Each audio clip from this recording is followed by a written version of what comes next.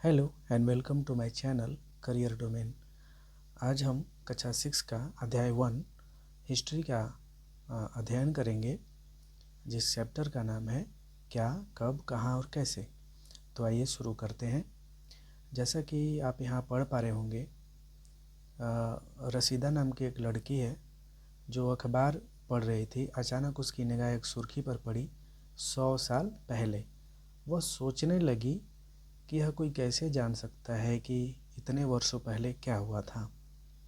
बच्चों, आप भी यही सोच रहे होंगे कि हम 100 साल पहले, 200 साल पहले क्या हुआ था, ये हम कैसे जान सकते हैं।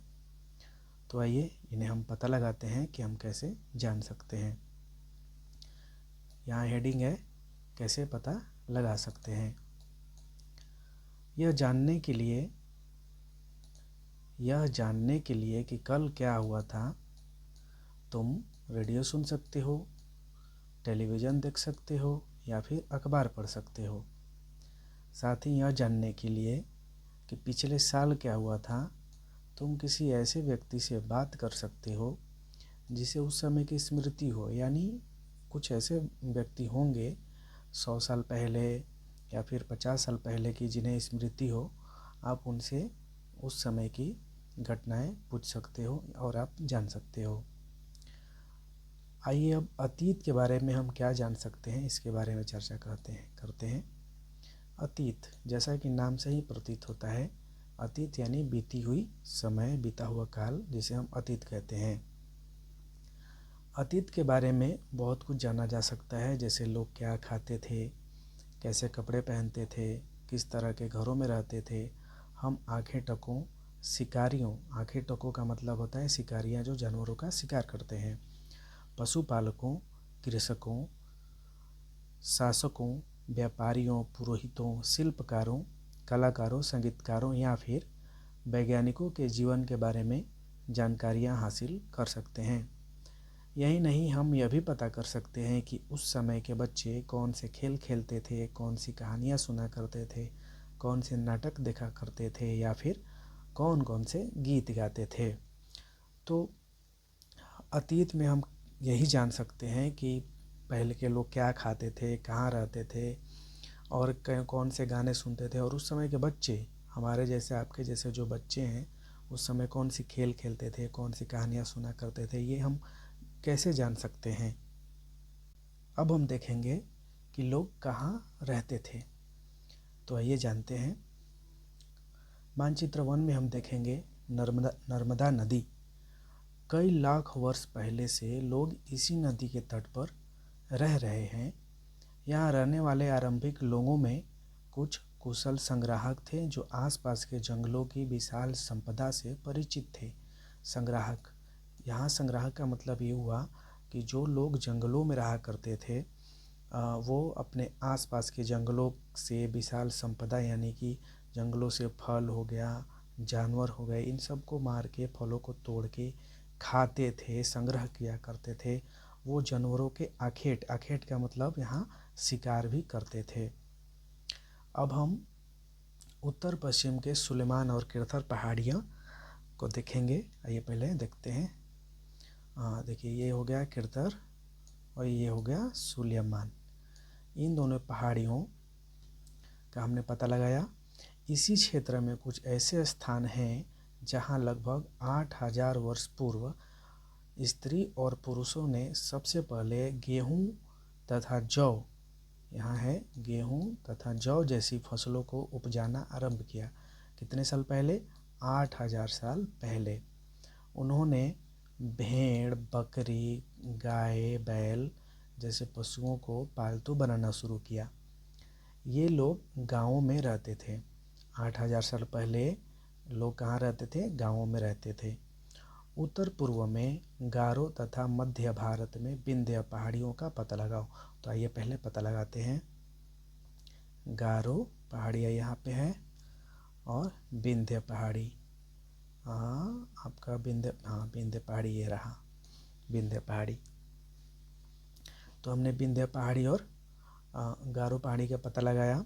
ये कुछ ऐसे स्थान थे जहाँ कृषि का विकास हुआ। कृषि का विकास कहाँ हुआ? तो गारो और विंध्य पहाड़ियों के आसपास कृषि का विकास हुआ, जहाँ सबसे पहले चावल उपजाया गया। क्या उपजाया गया? सबसे पहले चावल उपजाया गया। विंध्य के उत्तर में स्थित थे। जहाँ चावल उपजाया गया वो स्थान विंध्य के उत्तर में, यानी ये विंध्य रहा विंध्य के उत्तर साइड में, यानी कि इस साइड में चावल उपजाया जाता था। आगे देखेंगे, मानचित्र पर सिंधु नदी तथा इसकी सहायक नदियों का पता लगाने का प्रयास करो। आइए देखते हैं सिंधु नदी और इसकी सहायक नदी। आप यहाँ देख रहे होंगे, पहले इसे हम इरेज कर देते हैं, ताकि हम आसानी से समझ पाएँ। तो हमें देखना है सिंधु और उसकी सहायक नदी। तो बच्चों आप यहाँ देखेंगे, सिंधु और इसकी सहायक नदी है झेलम, चिनाब, रावी, सतलज और ये रहा ब्यास। ये 5 नदियाँ सिंधु नदी की सहायक नदी है। एक रहा झेलम, एक रहा चिनाब, एक रहा रावी, एक रहा सतलुज और एक रहा व्यास। ये सभी सिंधु नदी की सहायक नदी हैं, आप इसे ध्यान रखेंगे। सहायक नदियाँ उन्हें कहते हैं जो एक बड़ी नदी में मिल जाती है। लगभग 4700 वर्ष पूर्व इन्हीं नदियों के किनारे कुछ आरंभिक नगर फले फूले। अच्छा, पहले ये समझ लीजिए कि सहायक नदियाँ हम किसे कहते हैं? जो एक बड़ी नदी में मिल जाती हैं। मतलब कि एक बड़ी नदी है, जैसे गंगा नदी एक बड़ी नदी है, और उसमें जो छोटी छोटी नदियाँ जाके मिल जाती हैं उन्हें हम सहायक नदियाँ बोलते हैं।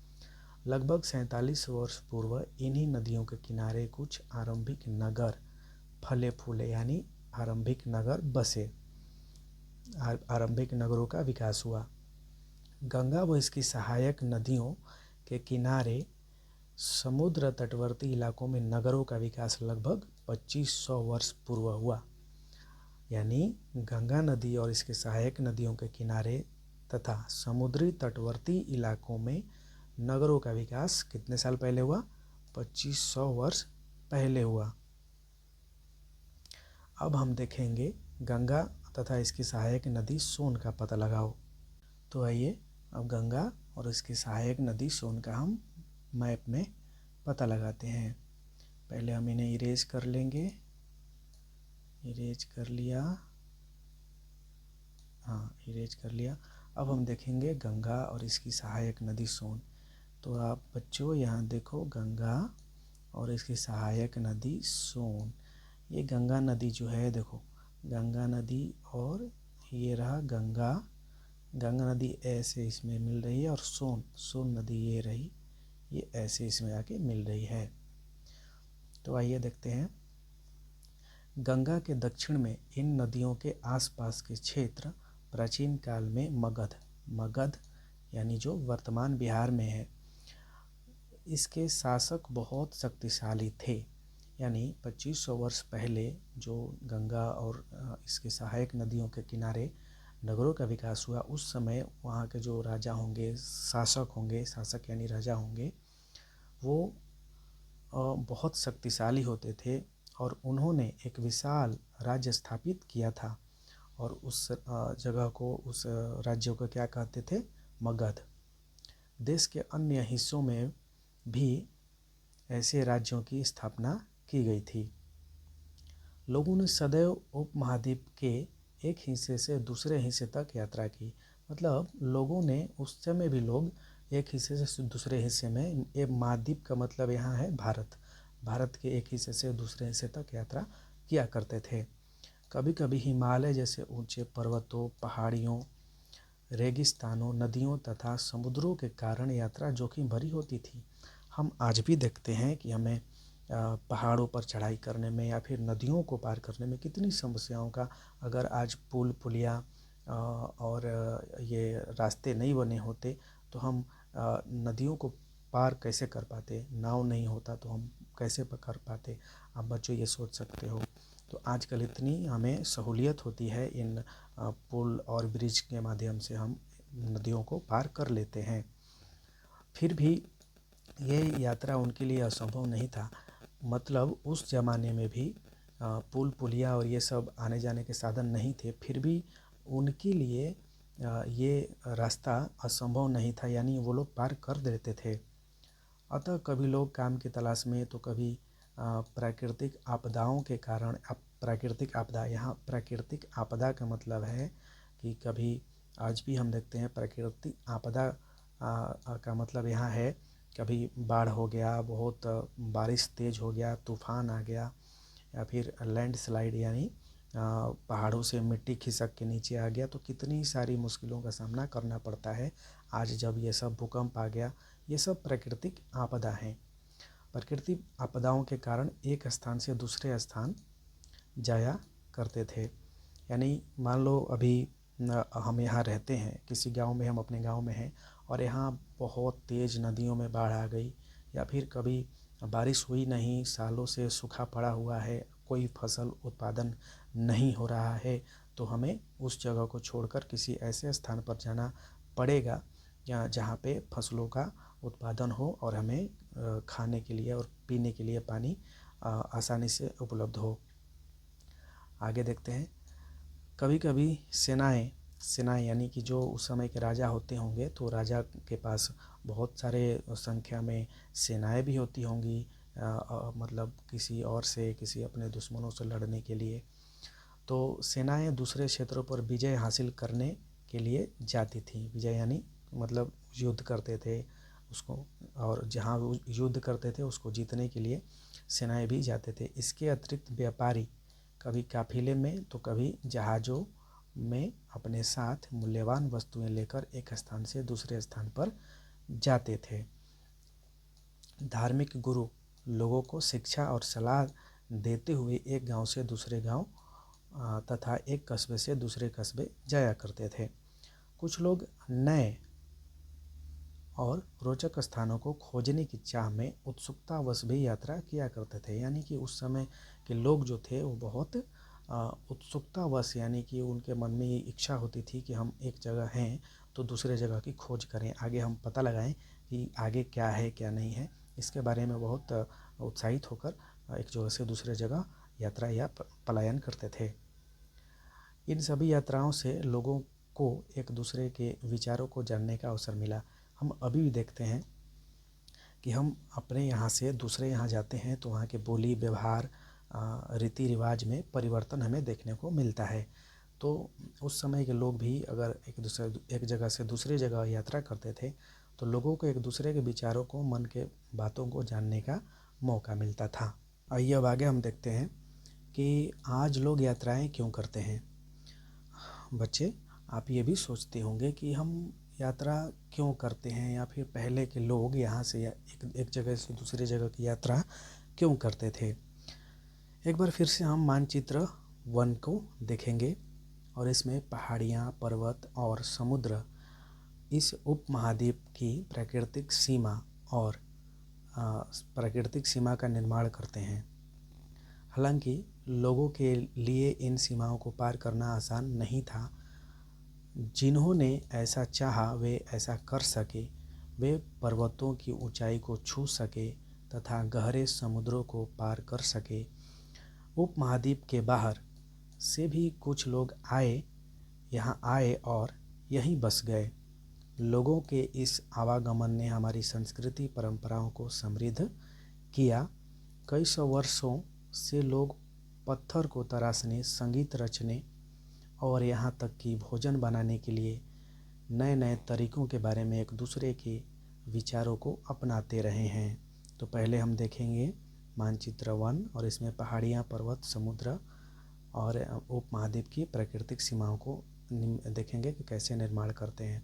यह है हमारा देश और ये हमारे देश के है प्राकृतिक सीमा। यानी कि प्राकृतिक सीमा यानी कि जो ये पर्वत हो गए जैसे सुलेमान, किरथर और ये काबुल नदी, पर्वत, पहाड़, ये सब क्या है, प्राकृतिक संसाधन है जिन्हें हम प्राकृतिक सीमा के तौर पे भारत के चारों तरफ नदी और पर्वत पहाड़ों को हम देखते हैं।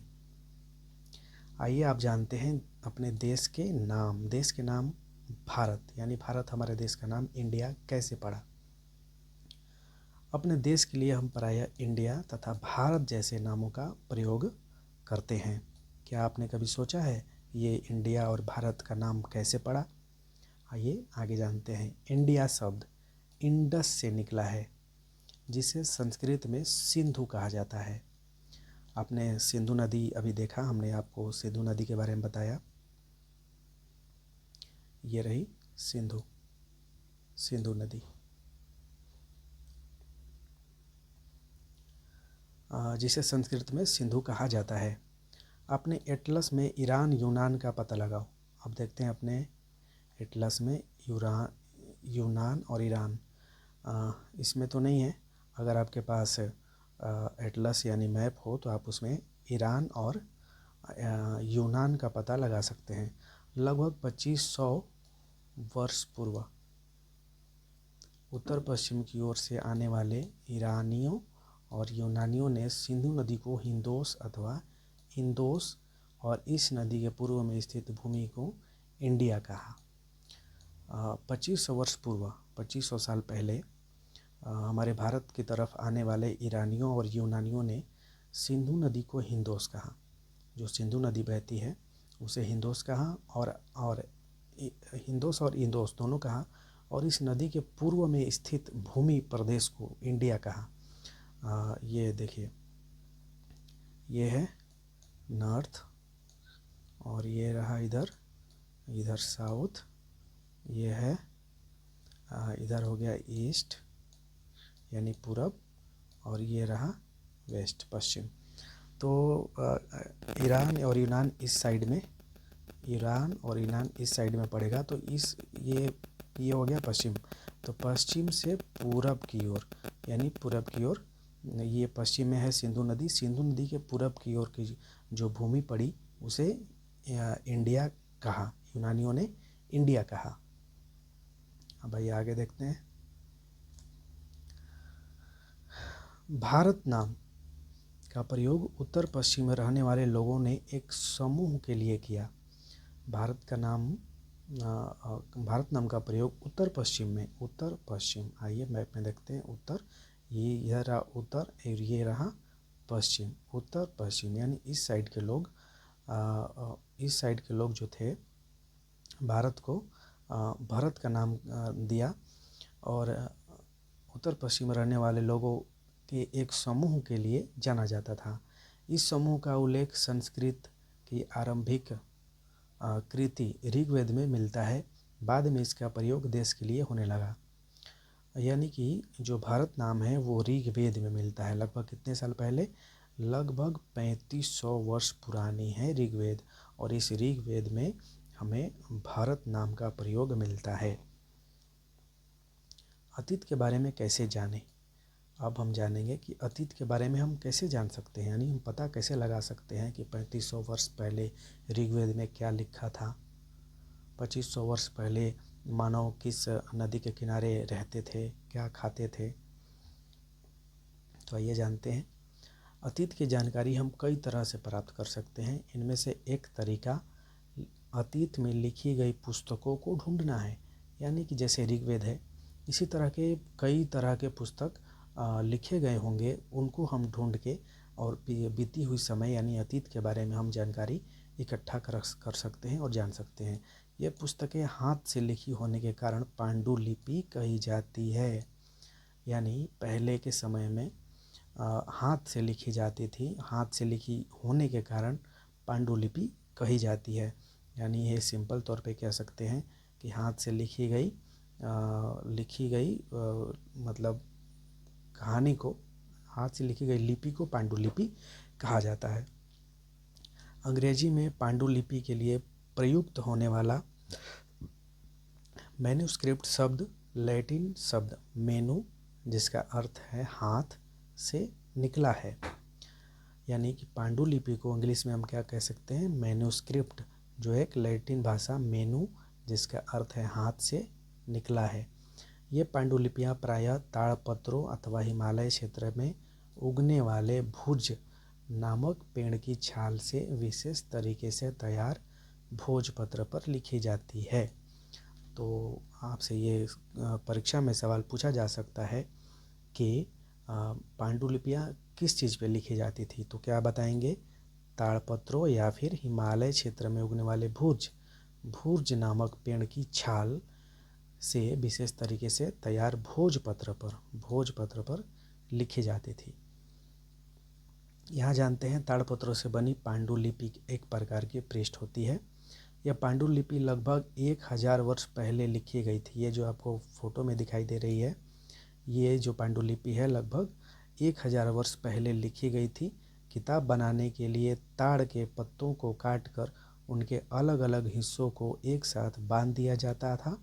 भुर्ज पेड़ की छाल से बनी ऐसी ही एक पांडुलिपि को तुम यहाँ देख सकते हो। ये जो है आप यहाँ देख सकते हैं, ये भुर्ज की पत्ती से बना हुआ एक पांडुलिपि जो हाथ से लिखी गई है, और हाथ से लिखी जाने के कारण इन्हें पांडुलिपि और इंग्लिश में मैन्युस्क्रिप्ट कहते हैं। इतने वर्षों में इनमें से कई पांडुलिपियों को कीड़ों ने खा लिया तथा कुछ नष्ट कर दी गई। यानी कि वर्षों से लिखी गई पांडुलिपियाँ पड़े पड़े उन्हें कीड़े खा गए या फिर उन्हें नष्ट कर दिया गया। फिर भी ऐसी कई पांडुलिपियाँ आज भी उपलब्ध हैं। प्रायः ये पांडुलिपियाँ मंदिरों विहारों में प्राप्त होती हैं। यहाँ बिहार का मतलब क्या है, क्या आप जानते हैं बिहार किसे कहते हैं? बौद्ध मठों को बिहार कहते हैं, जिन्हें बौद्ध भिक्षु जिसमें रहते हैं, रहने का जो घर टाइप का बना होता है जिसे हम उसे बिहार कहते हैं, बिहारों में प्राप्त होती हैं। इन पुस्तकों में धार्मिक मान्यताओं व व्यवहारों, राजाओं के जीवन, औषधियों तथा विज्ञान आदि सभी प्रकार के विषयों की चर्चा मिलती है। इनके अतिरिक्त हमारे यहाँ महाकाव्य, कविताएं तथा नाटक भी इनमें से कई संस्कृत में लिखे हुए मिलते हैं, जबकि अन्य प्राकृत और तमिल में हैं। प्राकृत भाषा का प्रयोग आम लोग करते थे।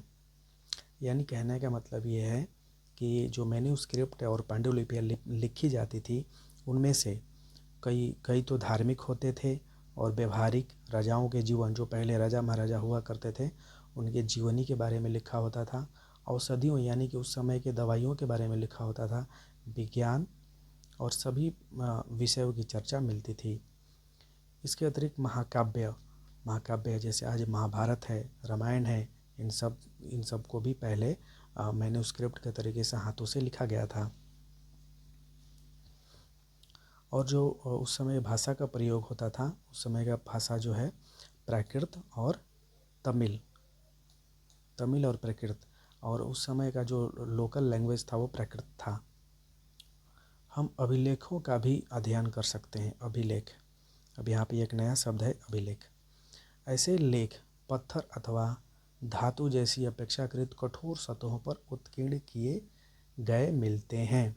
यानी अभिलेख कहाँ लिखे जाते थे? धातु यानी कि टीन हो गया, लोहा हो गया या फिर तांबा, इन सब जो कठोर सतह होते हैं, या पत्थर हो गया, इन कठोर सतहों पर उत्कीर्ण किए जाते थे। और मतलब किसी नुकीले पत्थर औजार से लिखे जाते थे। कभी कभी शासक अथवा अन्य लोग अपने आदेशों को इस तरह उत्कीर्ण करवाते थे। जो पहले के राजा महाराजा होते थे, वो अपने किसी संदेश, अभी कुछ कहना चाहते हैं तो वो लोग क्या करते थे, किसी पत्थर पे या फिर किसी हार्ड सरफेस पे लिखवा देते थे अपने संदेशों को। जो वो कहना चाहते थे उसे लिखवा कर अपने उस जगह पे रखवा दिया करते थे, ताकि लोग उन्हें देख सकें, पढ़ सकें, उनका पालन कर सकें। जैसे आज भी हम एग्जाम्पल के तौर पे आपको बताएं तो हम किसी रोड पे चलते हैं तो हम देखते हैं कि किसी स्थान का नाम लिख के उस पे लिख दिया जाता है कि ये स्थान 10 किलोमीटर है।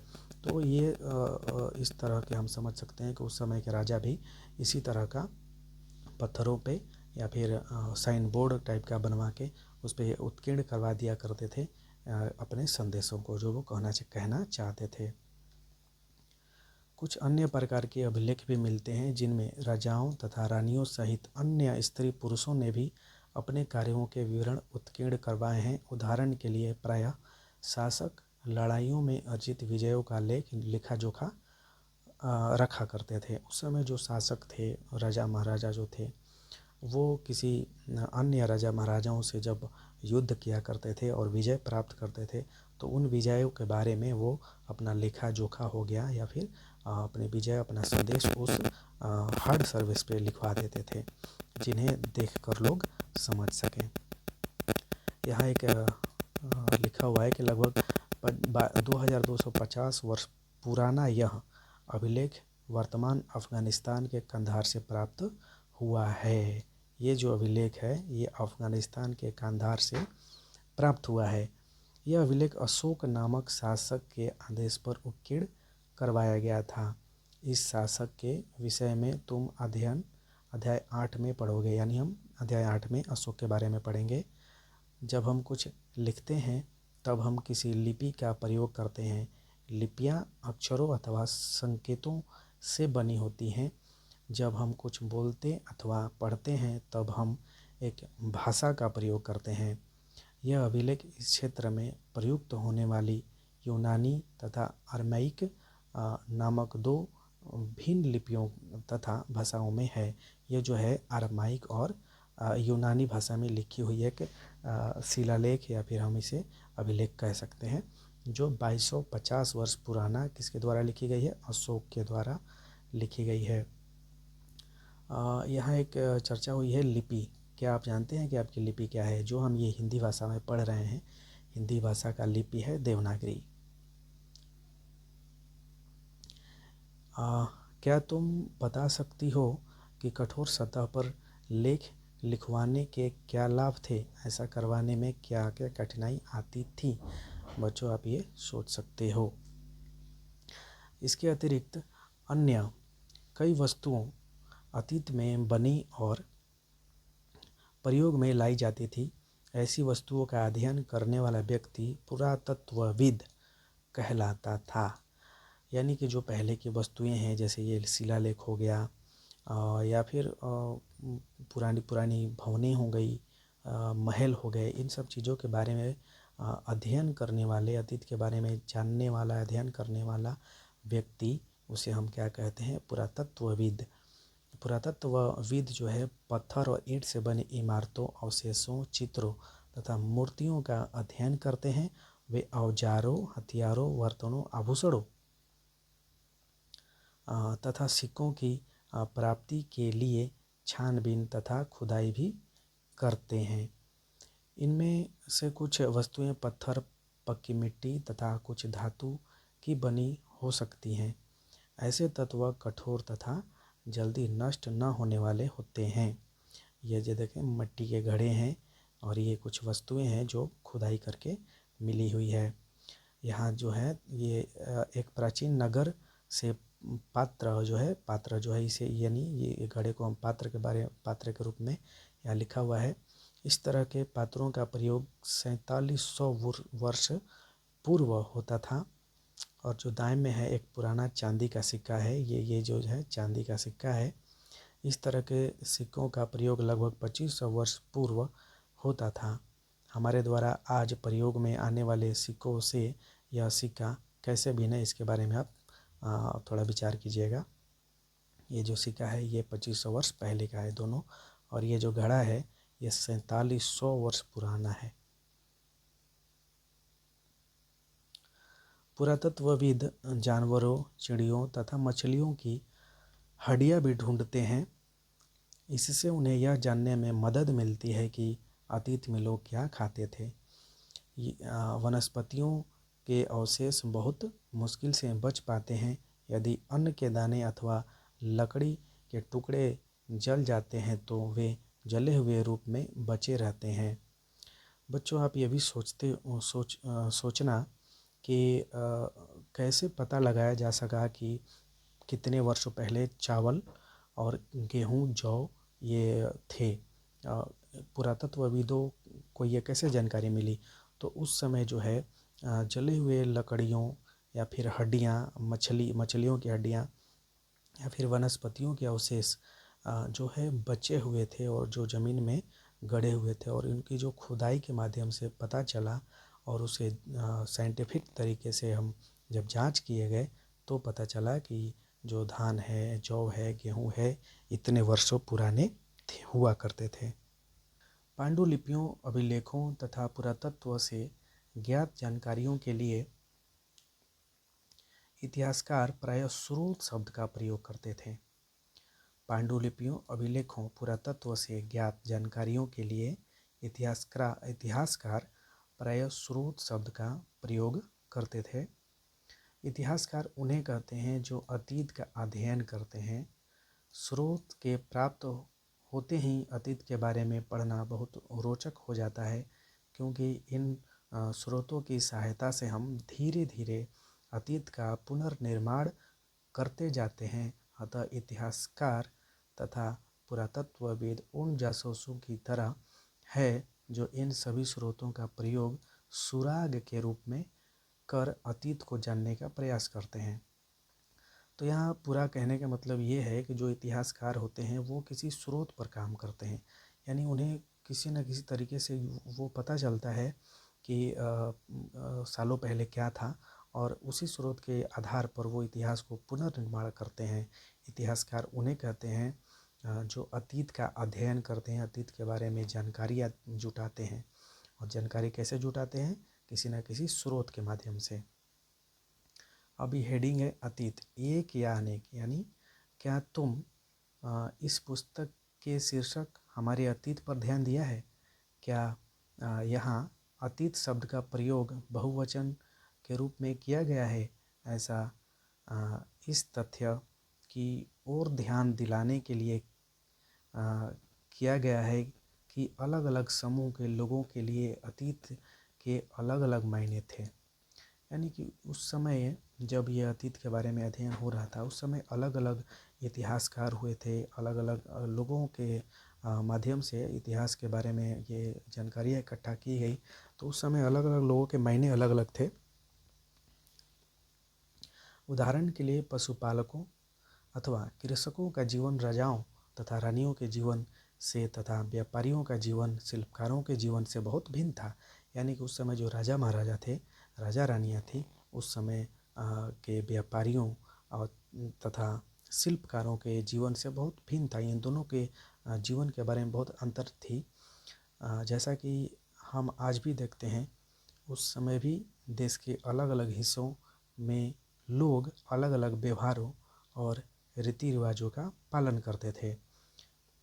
जैसे आज भी जैसा कि मैंने पहले आपको बताया कि आज हम 100 किलोमीटर दूर जाएं, 200 किलोमीटर यहाँ से अपने जहाँ रहते हैं वहाँ से हम 200 किलोमीटर की यात्रा करें, तो रीति रिवाज, बोली, भाषा और पोशाक में भी परिवर्तन हमें देखने को मिलता है। उदाहरण के लिए आज अंडमान द्वीप के अधिकांश लोग अपना भोजन मछलियाँ पकड़कर, शिकार करके तथा फल फूल के संग्रह द्वारा प्राप्त करते हैं। आप अंडमान निकोबार का नाम सुने होंगे, जो समुद्र के किनारे बसा हुआ समुद्र का एक टापू है। वहाँ पे लोग मछलियाँ पकड़कर खाते हैं।